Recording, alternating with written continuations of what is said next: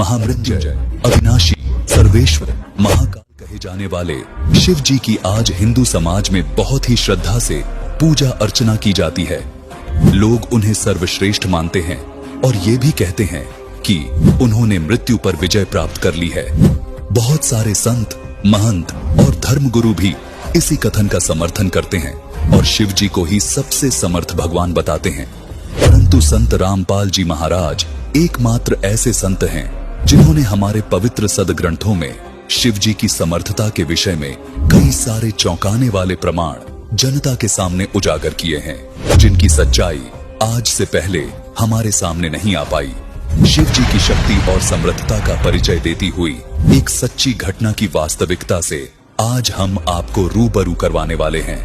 इस हकीकत को जानकर आप भी आश्चर्यचकित हो जाएंगे कि क्या सच में शिव जी ने मृत्यु पर विजय पाली है? क्या वे महामृत्युंजय कहलाने योग्य हैं? अनसुलझे प्रश्नों के उत्तर जानिए इस सत्य कथा के माध्यम से, जिसमें शिव जी का सामना उनके ही एक परम भक्त भस्मागिरी से होता है। देखिए सत्य घटना पर 2D एनिमेशन वीडियो। कौन है शिवजी से भी समर्थ? एक बार एक भस्मागिरी नाम का शिवजी का साधक था, जो आगे जाकर भस्मासुर कहलाया।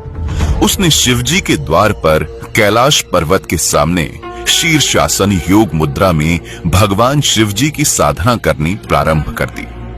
12 वर्ष की तपस्या के बाद माता पार्वती जी ने भगवान शिवजी से कहा कि हे स्वामी, आपका ये भक्त 12 वर्ष से आपकी साधना में लीन है। इसका क्या अभीष्ट है? उसे संतुष्ट कीजिए भगवान। अपनी पत्नी पार्वती जी की बात सुनकर भगवान शिव भस्मासुर के पास आए और कहा, उठो भस्मागिरी, मैं तुम्हारी तपस्या से प्रसन्न हूं। बोलो, क्या चाहिए तुम्हें? प्रभु, पहले आप वचनबद्ध होइए, तब मांगूंगा। ठीक है, हो गया वचनबद्ध। बोलो, क्या चाहते हो? भस्मागिरी ने अपनी शीर्षासन योग मुद्रा त्यागी और सीधा खड़ा होकर बोला, भगवान, मुझे आपका ये भस्म कंडा दे दीजिए। भगवान शिवजी के पास एक ऐसा कड़ा था जिसे अगर किसी भी जीव के सिर के ऊपर लाकर भस्म बोल दें तो वो भस्म हो जाता था। भगवान शिव ने विचार किया कि साधु आदमी है और जंगलों में रहता है, तपस्या के दौरान जंगली जानवरों से अपनी रक्षा के लिए मांग रहा होगा। शिवजी वचनबद्ध थे। उन्होंने अपना कड़ा निकालकर भस्मागिरी को दे दिया। ठीक है भस्मगिरी, तथास्तु। लो कड़ा। भस्मागिरी ने भस्म कंडा ले लिया। जैसे ही भस्मागिरी के हाथ में कड़ा आया, वैसे ही भस्मागिरी ने अपने हाव भाव बदल लिए। बोले शिवजी होशियार, आज मैं तुझे मारूंगा और पार्वती को अपनी पत्नी बनाऊंगा। भगवान शिवजी डर गए और अपनी जान बचाने के लिए वहां से भाग निकले। भस्मागिरी भी शिवजी को मारने के लिए उनके पीछे पीछे दौड़ पड़ा। दोनों अपनी पूरी गति से भाग रहे थे। भगवान शिव ने जब देखा कि आज तो मेरी जान जाएगी, तब उन्होंने परमात्मा को याद किया। तब पूर्ण परमेश्वर, सर्व सृष्टि रचनहार कबीर साहिब जी भगवान शिव जी की जान बचाने के लिए आए। कबीर साहिब जी ने माता पार्वती का रूप बनाया और भस्मागिरी के सामने खड़े हो गए और भस्मागिरी को अपनी ओर बुलाया।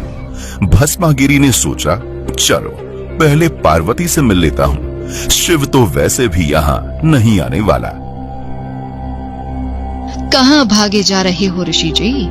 रुक जाओ, दो बात कर लो। मेरे लिए तो आपने इतनी तपस्या की है, आप मुझे कुछ नृत्य करके दिखाओ ताकि मैं आपसे प्रसन्न हो जाऊं।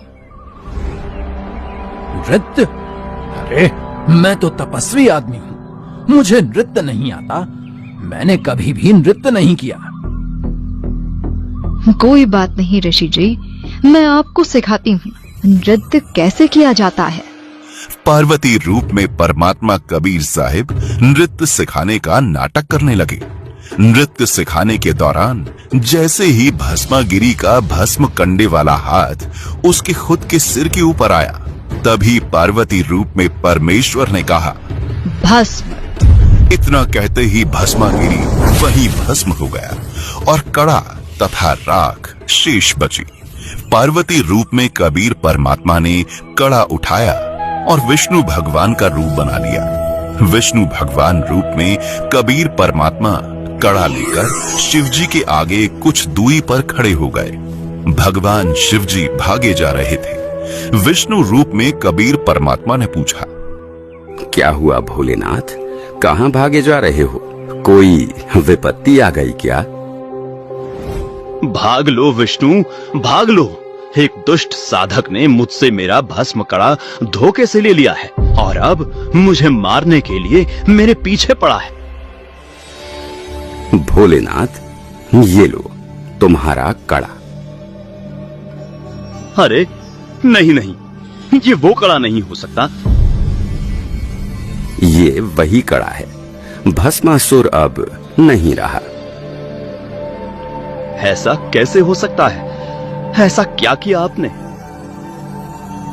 मैंने पार्वती रूप बनाकर उससे गंडहत नृत्य करवाया और जैसे ही उसका खुद का हाथ उसके सिर के ऊपर आया, तभी उसको भस्म कर दिया और ये भस्म कंडा प्राप्त किया। अगर मेरी बात पर विश्वास नहीं हो रहा तो चलो मेरे साथ, उसकी राख दिखा देता हूं आपको।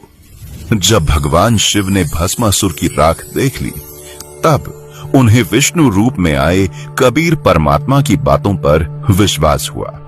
राख देखने के बाद मृत्युंजय, अविनाशी, सर्वेश्वर तथा अंतर्यामी कहलाने वाले भगवान शिव की धड़कनें धीमी हुई, जिससे सिद्ध होता है कि वे अविनाशी नहीं है। वास्तव में समर्थ अविनाशी परमात्मा कबीर साहिब हैं, जो अनेकों रूप धारण करके सभी जीवों का पालन पोषण और रक्षा स्वयं ही करते हैं।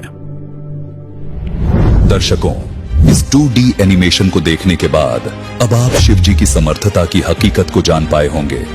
वास्तव में तो समाज की दृष्टि में महामृत्युंजय, अविनाशी और अंतर्यामी कहे जाने वाले शिवजी खुद ही नहीं पहचान पाए कि उनके भक्त के मन में क्या इच्छा है।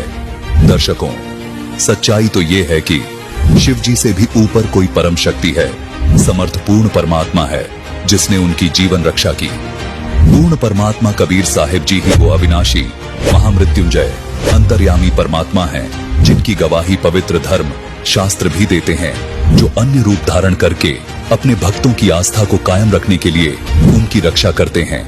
दर्शकों, आपको बता दें कि इस छुपे हुए अद्वितीय अनमोल ज्ञान को हमारे सामने तत्वदर्शी संत रामपाल जी महाराज जी ने उजागर किया है। दर्शकों, यह 2D एनिमेशन वीडियो संत रामपाल जी महाराज के सत्संग प्रवचनों का अंश मात्र है। संपूर्ण आध्यात्मिक ज्ञान प्राप्त करने के लिए अवश्य सुनिए संत रामपाल जी महाराज के मंगल प्रवचन। संत रामपाल जी महाराज के मंगल प्रवचन सुनने के लिए आज ही प्ले स्टोर से डाउनलोड करें संत रामपाल जी महाराज ऐप और सब्सक्राइब करें हमारा YouTube चैनल संत रामपाल जी महाराज।